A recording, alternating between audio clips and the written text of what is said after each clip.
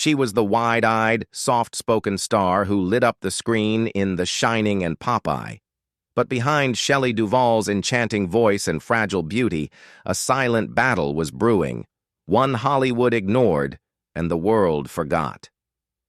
Today, her truth has finally come to light, and it's more heartbreaking than anyone imagined. Before the sadness, before the silence, there was light. Shelley Duvall wasn't your typical Hollywood beauty, but that's exactly what made her unforgettable. Born on July 7, 1949, in Fort Worth, Texas, Shelley grew up in a middle-class home, far from the glitz and glamour of movie sets. She was quirky, bright, and brimming with imagination, a quality that would become her signature charm. Her entry into acting was almost accidental. While attending college and studying nutrition, Shelley was discovered at a party by a group of filmmakers connected to director Robert Altman. They were immediately struck by her unique look and ethereal presence. It was as if she belonged on camera, not because she tried to be, but because she simply was. Her film debut came in 1970 with Brewster McCloud, directed by Altman himself. Audiences and critics were captivated. Shelley didn't have to shout to be noticed. Her quiet intensity spoke louder than words. Over the next decade, she would become a staple in Altman's films, starring in McCabe and Mrs. Miller, 1971, Thieves Like Us, 1974, and the critically acclaimed Nashville, 1975. She quickly earned a reputation for being both strange and spellbinding, a living poem in a world of scripts. But Shelley wasn't just an actress, she was a storyteller. In 1982, she created Fairy Tale Theater, a magical children's anthology series where she not only acted but also produced. The show was whimsical, inclusive, and visually stunning, a true reflection of Shelley's own mind. It attracted A-list actors like Robin Williams and Mick Jagger, proving that Shelley had creative power and vision that extended beyond the camera lens. By the late 70s, she was a rising star, beloved by critics and adored by fans for her authenticity. She was different in a time that worshipped conformity. Her gap-toothed smile, wide, expressive eyes, and soft-spoken nature were refreshing in an industry often built on hard edges.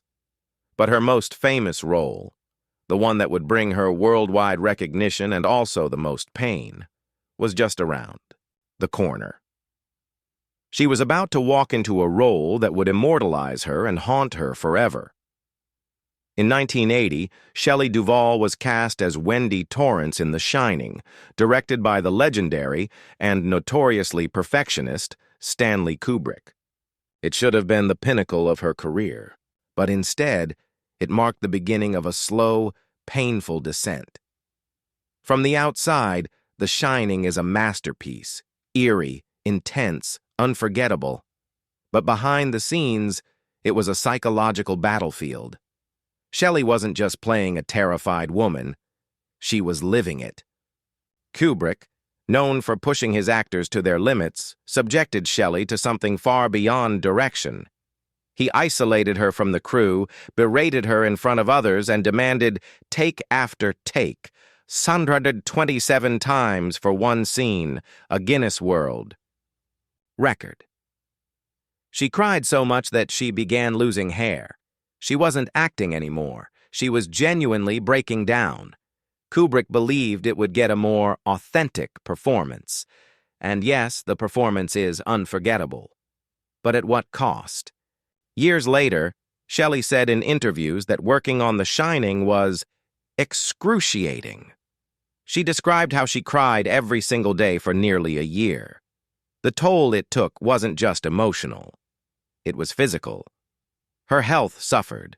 Her spirit was chipped away scene by scene. What's worse? When the film was released, Shelley was nominated for a Razzie Award, the award for the worst actress. Critics didn't understand that what they saw on screen wasn't poor acting. It was real trauma. Only years later would people start to re-watch the film and see her performance for what it truly was, raw, authentic, and heartbreaking, Stanley Kubrick never apologized. He never acknowledged the damage he caused.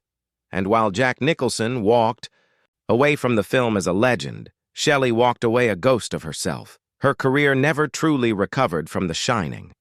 The Hollywood machine had chewed her up and spat her out, and the world had no idea just how deeply it had affected her. Not yet.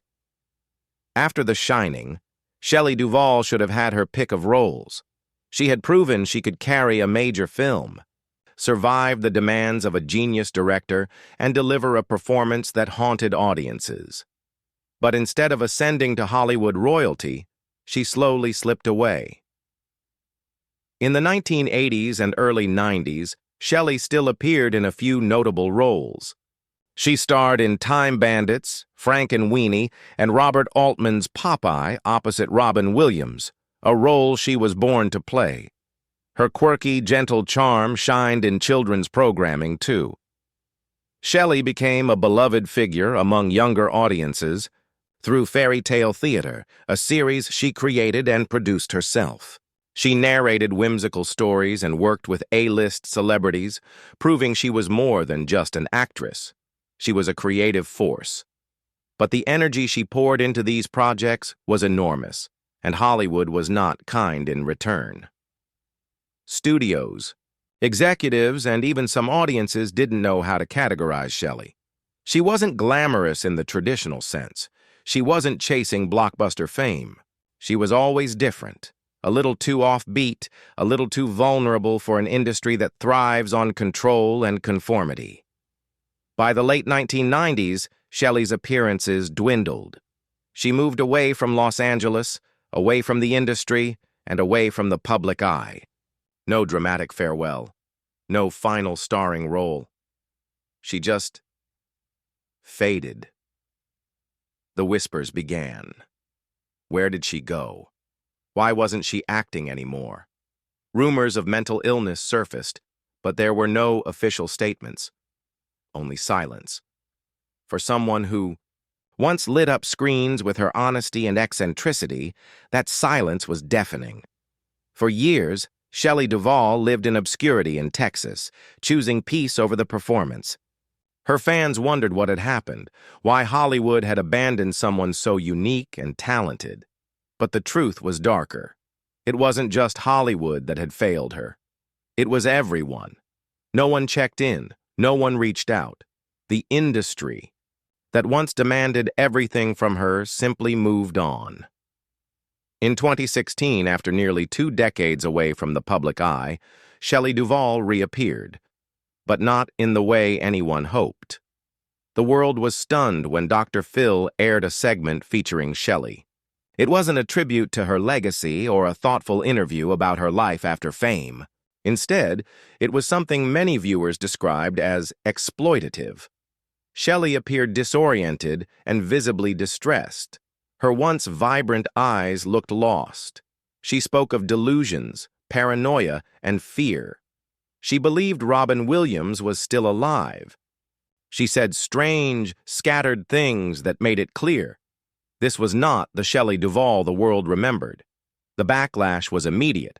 Fans, celebrities, and mental health advocates criticized Dr. Phil for airing the episode. They accused the show of using Shelley's obvious mental health struggles for ratings. Even Stanley Kubrick's daughter spoke out in her defense. To many, it felt like a final betrayal, the last indignity in a long line of mistreatment by the very industry that once cheered for her. What the episode made heartbreakingly clear was that Shelley Duvall had been suffering, quietly, privately, and alone, for years. Without the support or care she deserved, she had retreated into a world of confusion, and instead of helping her heal, her reappearance had only added to the pain. But something else happened too. The public outcry reignited interest in Shelley's story. Not just her decline, but her life, her legacy, her uniqueness. Fans began to revisit her films. They talked about her range, her vulnerability, her contributions to cinema that had gone uncelebrated for far too long.